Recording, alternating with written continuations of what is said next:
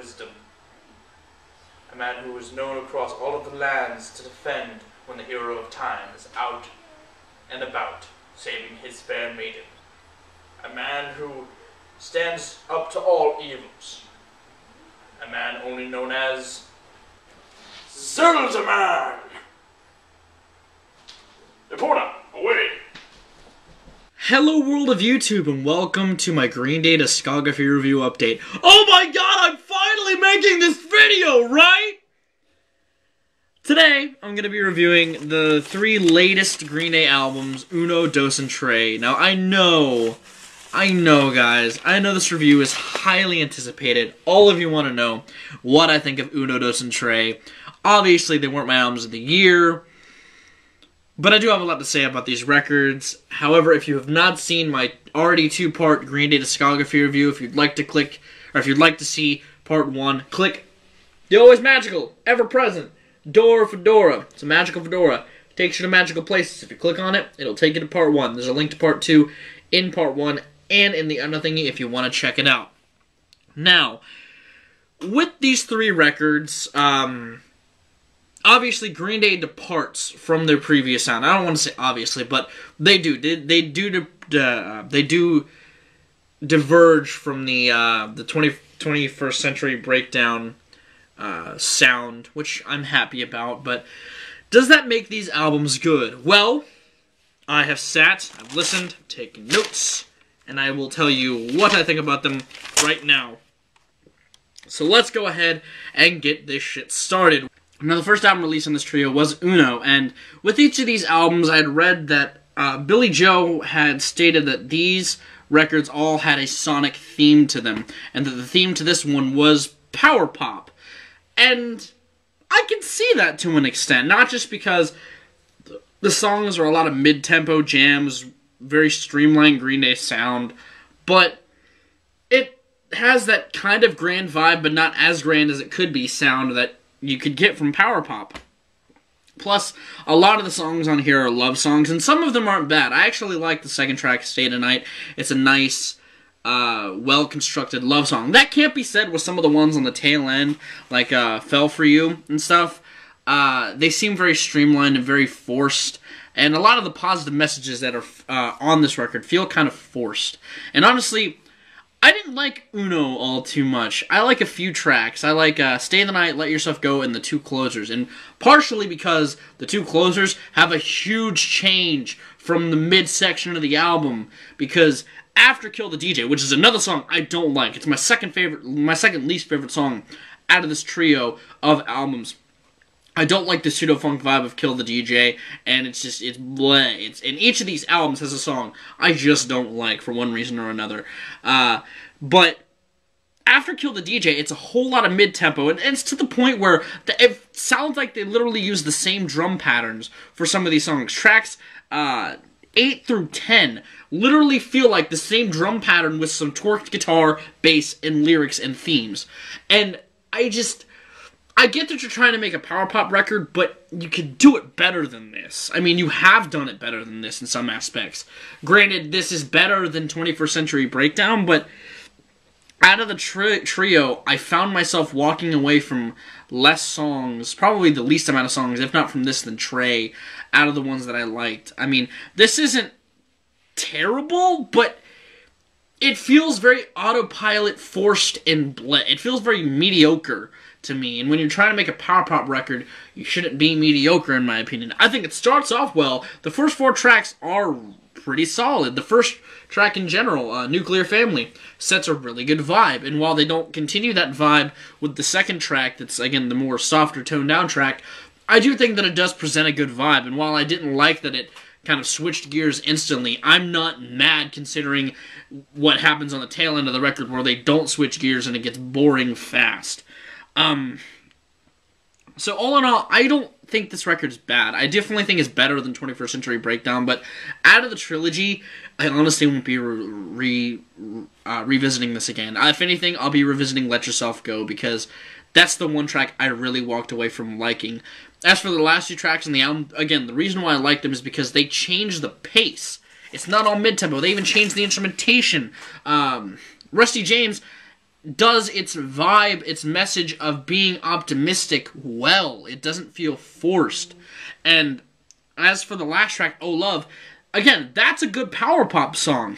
It has the simplistic guitar that builds up to something bigger. I think that it's a great closer, probably the second best closer out of this trilogy, but I definitely think that as a whole, this album kind of underwhelmed me. I thought it was meh power pop. Weezer does better power pop than this, so yeah. I don't like it too much. It's okay. It's better than 21st Century Breakdown, but it's not as good as, say, some of the albums that it's trying to emulate, like Warning even, or Nimrod. Because it definitely has vibes of those two albums, the mid-tempo stuff from those records. It definitely re-invokes those vibes, but they're not as good to me. I don't like it. I do like Let Yourself Go, though, and that is my favorite song on the record, which will be linked below.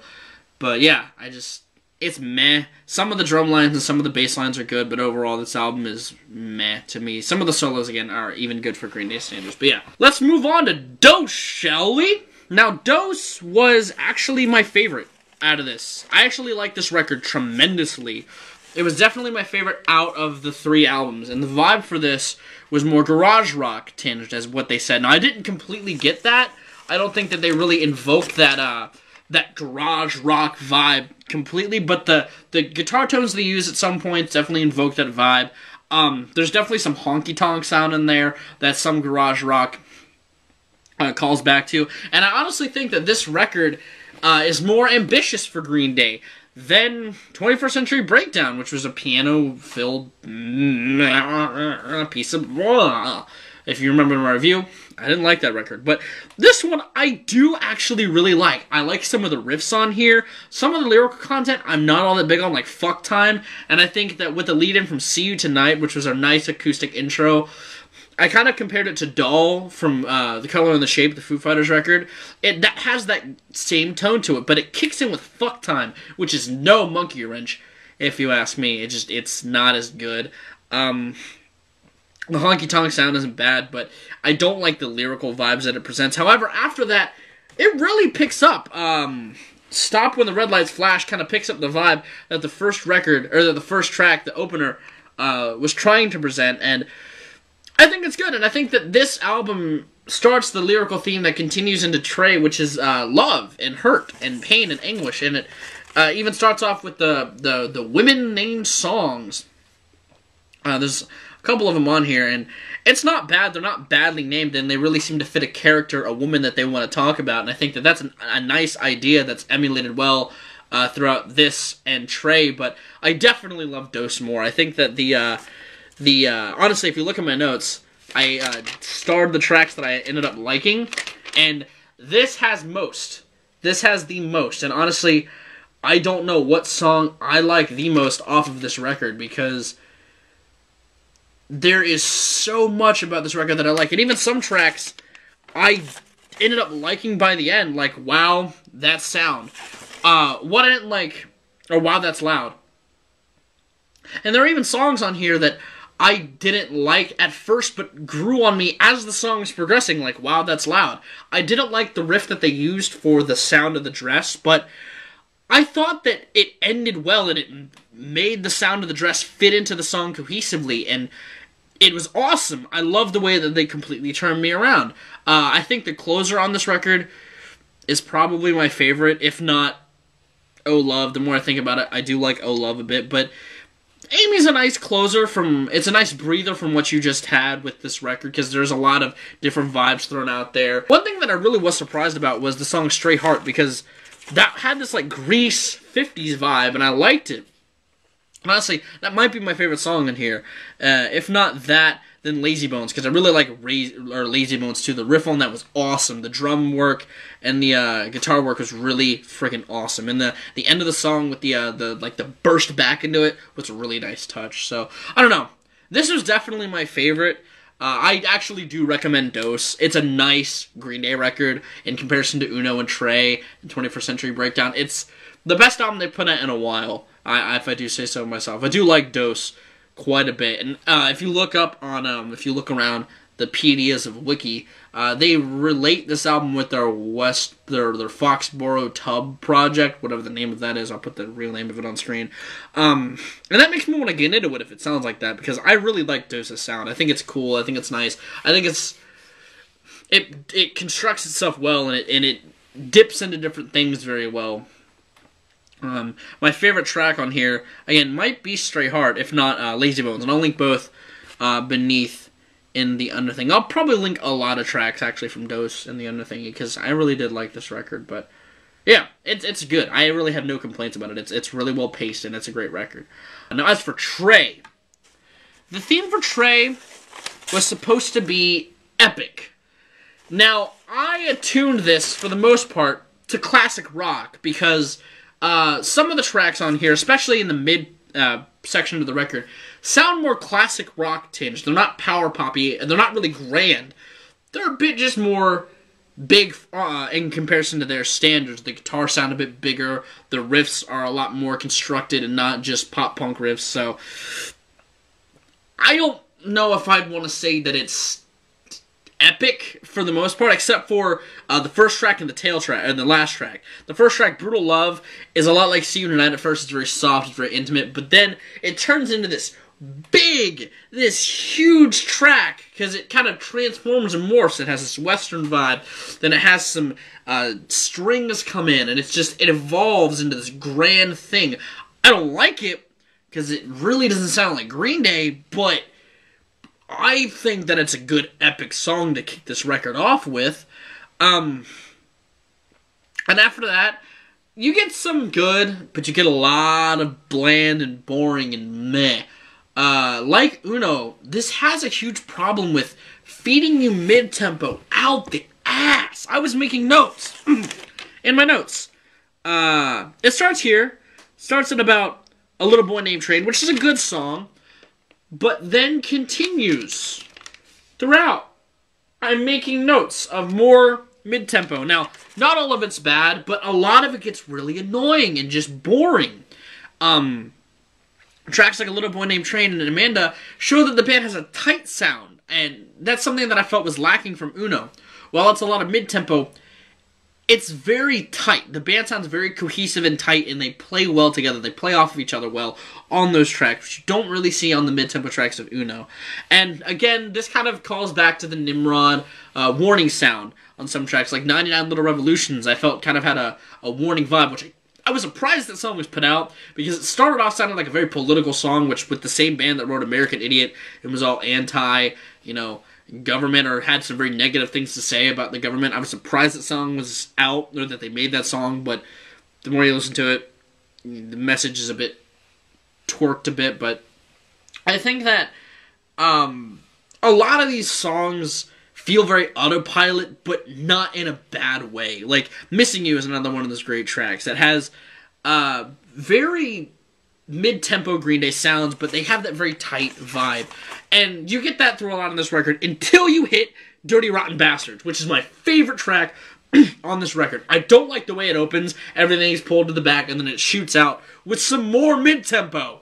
But they break it up in the bridge with some faster pacing and some really good bass and guitar solos. That track is really well constructed. It made me feel good. It felt like a breath of fresh air musically, and I did like that track. It dives back more into mid-tempo, which goes on until the last track, which is a bad track, but it at least tries to be dynamic and epic without sounding like classic rock or Stringfest 5000, which is how the first and last track sound. The Forgotten, the last track on here, opens with piano. It came out of left field, considering it was mid-tempo Fest 9000, but I don't like Green Day with piano. It just doesn't sound good to me. And with this track especially, it just doesn't sound good to me. And it has these pianos and then throws into this more strings and swells, and it tries to be a soft rock song. It sounds like a song you hear at a dentist's office. I just don't expect that from Green Day, and I don't like it from Green Day. I definitely think the opener and closer are the weakest out of the three. I do like the tone that the opener, Brutal Love, sets, but I don't like the way it progresses. But The Forgotten is a bad song.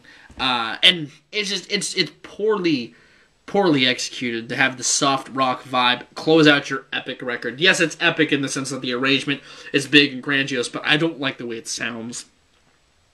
And all in all, I walk away from Uno, Dos, and Tre liking Dos and really liking bits of Uno and Tre, enough so that I'd maybe compile it into a small EP called Truno, an EP of songs that I like from Uno and Tre. But I really like Dos. If you were to walk away from any of these records buying one of them, get Dos. It's a really good record. Tre just overall tried to be something it wasn't. It tried to be this epic album that in some instances it did, because in some of the mid-tempo they do try to mix it up a bit. They throw in organs and all this other stuff to try to make it big, but it doesn't sound like that to me. It just sounds like mid-tempo Green Day. And while some of it is good, it sounds cohesive, it's just not all that impressive to me. My favorite track, again, off of Tre is Dirty Rotten Bastards, which I will link below. And hopefully you like this review, even though it was a while in the making. Hopefully you walk away from this liking my review. But I'm going to get out of here. I have been ViralRak. You guys are good disaster situations, and I'll see you another day, sucker.